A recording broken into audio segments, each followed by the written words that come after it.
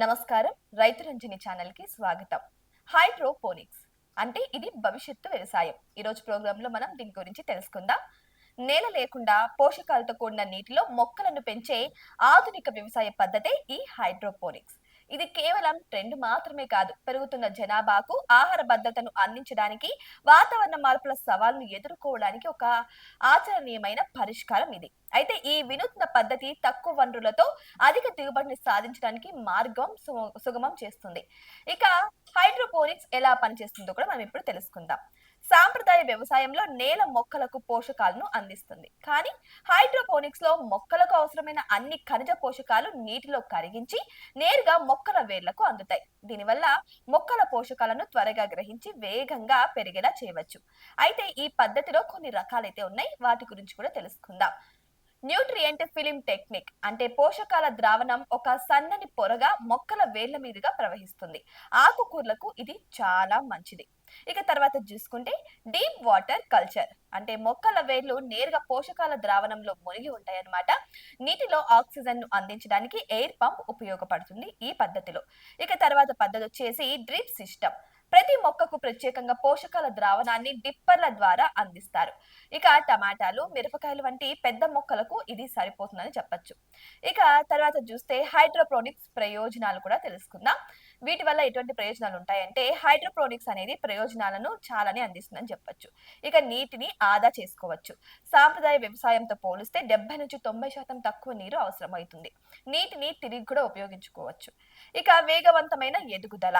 మొక్కల పోషకాలను నేరుగా గ్రహించడం వల్ల త్వరగా ఎదుగుతాయి అన్నమాట. తక్కువ సమయంలోనే పంట కోతకు వస్తుంది.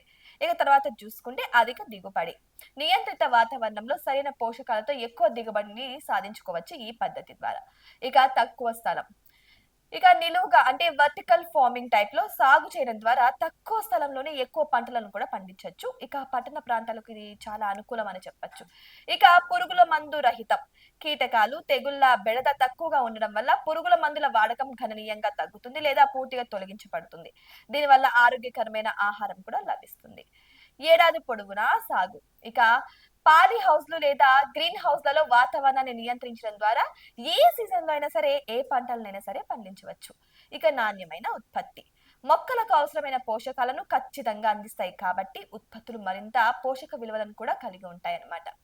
ఇక హైడ్రోపోనిక్స్ కు అనుకూలమైన పంటలు ఏవేవో కూడా తెలుసుకుందాం. హైడ్రోపోనిక్స్ లో అనేక రకాల పంటలను కూడా పండించవచ్చు. ఎగ్జాంపుల్ ఆకుకూరలు. ఇవి లెట్యూస్, పాలకూర, బచ్చల కూర, కొత్తిమీర, పుదీనా ఇలాంటి ఆకుకూరలను కూడా మనం వీటి ద్వారా పండించవచ్చు. ఇక కూరగాయల విషయానికి వస్తే టమాటాలు, దోసకాయలు, క్యాప్సికం, బీన్స్, వంకాయలు ఇలాంటివి కూడా పండించవచ్చు. ఇక పండ్ల విషయానికి వస్తే స్ట్రాబెర్రీలు పండించవచ్చు. ఇక మూలికల విషయానికి వస్తే తులసి, ఓరెగానో కూడా పండించవచ్చు.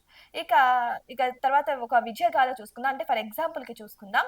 పూణేకు చెందిన సంకేత్ గణేష్లు స్థాపించిన న్యూట్రీ ఫ్రెష్ సంస్థ హైడ్రోపోనిక్స్ రంగంలో ఒక గొప్ప విజయాన్ని అయితే సాధించిందని చెప్పొచ్చు.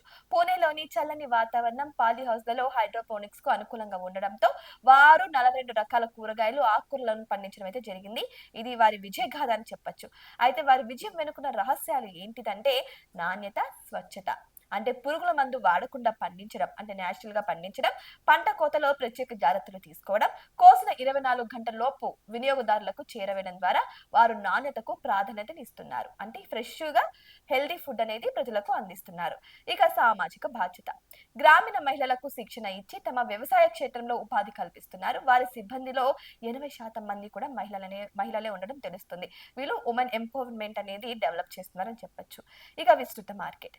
దేశంలోని 40,000 మందికి పైగా కుటుంబాలకు పురుగుల మందు లేని కూరగాయలను, ఆకుకూరలను, ఔషధ మొక్కలను సకాలంలో వీరు అందించడం జరుగుతుంది. ఇక ఖచ్చితమైన నిర్వహణ. శుద్ధి చేసిన నీటిని వాడడం నుంచి ప్యాకింగ్ వరకు ప్రతి దశలోనూ ఖచ్చితత్వం పాటిస్తున్నారు. బాగా క్వాలిటీని అయితే వీరు మెయింటైన్ చేస్తున్నారు. ఇక 2023 నాటికి న్యూట్రీ ఫ్రెష్ వ్యవస్థాపకుల నికర విలువ వచ్చేసి 157 కోట్లు అని చెప్పొచ్చు. సో ఇదొక అంచనా అని కూడా చెప్పొచ్చు. ఇది హైడ్రోపోనిక్స్ వ్యవసాయంలో ఉన్న అపారమైన వ్యాపార అవకాశాలకు నిదర్శనం అని చెప్పొచ్చు. ఇక చివరిగా హైడ్రోపోనిక్స్ అనేది కేవలం వ్యవసాయ పద్ధతి మాత్రమే కాదు, ఆహార ఉత్పత్తిలో ఒక విప్లవాత్మక మార్పు. ఇది తక్కువ వనరులతో ఎక్కువ దిగుబడిని అందిస్తూ పర్యావరణ పరిరక్షణకు, ఆరోగ్యకరమైన ఆహారానికి దోహదపడుతుంది. ఇక సంకీర్ గణేష్లు వంటి విజయ గాథలు యువ పారిశ్రామికవేత్తలకు స్ఫూర్తిని అందిస్తుందని కూడా చెప్పొచ్చు. ఇక భవిష్యత్ ఆహార భద్రతకు హైడ్రోపోనిక్స్ కీలక పాత్ర పోషిస్తుందని కూడా నిరూపిస్తున్నారు. ఇక చివరగా చూసుకుంటే హైడ్రోపోనిక్స్ అనేది ఇప్పటి కాలంలో ఎక్కువగా పండిస్తున్న పంట. ఇక ఆరోగ్యపరంగా చూసుకున్నా, దాని నాణ్యత పరంగా చూసుకున్నా, అన్ని రకాలుగా చూసుకున్నా దీనివల్ల లాభాలు తప్ప నష్టాలు వచ్చే అవకాశం అయితే లేదు. బట్ దీన్ని మనము ఇంప్లిమెంట్ చేయాలంటే దీని గురించి క్షుణ్ణంగా పరిశీలించి, దీని గురించి క్షుణ్ణంగా నేర్చుకున్న తర్వాతే ఈ హైడ్రోపోనిక్స్ ని స్టార్ట్ చేస్తే బెటర్ అని చెప్తున్నారు నిపుణులు. మరి దీని ద్వారా కోట్లను కూడా గడించొచ్చని చెబుతున్నారు. వ్యవసాయ రంగంలో ఇప్పుడు చదువుకున్న వారు కూడా అడుగు పెడుతున్నారు. సో అలాంటి వారికి ఇదొక మంచి అవకాశం అని చెప్పొచ్చు. చూసారు కదా ఈరోజు హైడ్రోపోనిక్స్ గురించి. ఇటువంటి మరిన్ని విషయాల కోసం మా ఛానల్ ని సబ్స్క్రైబ్ చేసుకోండి.